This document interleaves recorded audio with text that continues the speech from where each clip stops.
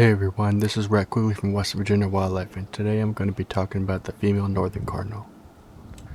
When most people think of a northern cardinal, they picture that bright red male perched on a snowy branch.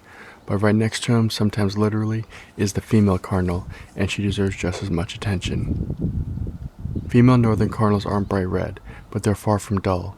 Their feathers are mostly warm shades of tan, brown, and soft gray, with reddish accents on the wings, tail, and crest.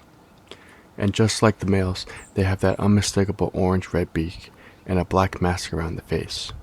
It's a more subtle kind of beauty, but once you notice it, it's hard to miss. One reason female cardinals are less flashy is practical. Their coloring helps them blend in with shrubs and trees, especially when they're nesting. This camouflage is important because female cardinals do most of the incubation. While sitting on the nest, being inconspicuous can mean the difference between success and failure. Behavior-wise, female cardinals are anything but passive. They're vocal, alert, and surprisingly assertive.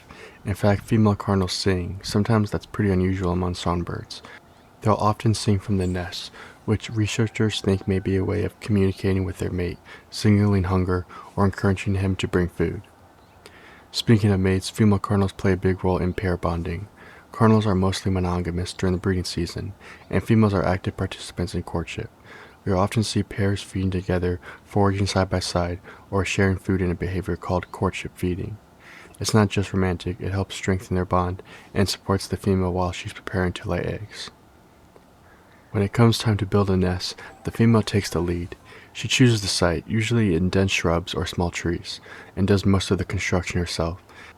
She carefully weaves twigs, grasses, bark stripes, and leaves into a sturdy cup. It's a lot of work, and she may raise 2 or even 3 broods in a single season.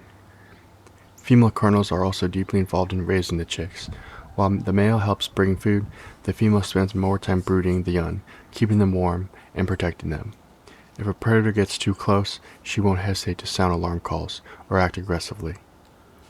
Outside of breeding season, female cardinals stay active and social. They're regular visitors to bird feeders, especially in winter, where their calm brown coloring contrasts beautifully with snow or bare branches. They're also more likely than males to migrate short distances in northern parts of their range. In many ways, female northern cardinals represent a quieter kind of strength. They're adaptable, vocal, hardworking, and essential to the survival of the species. So the next time you see a cardinal that isn't bright red, take a moment to appreciate her. She's not just the other cardinal, she's half the story.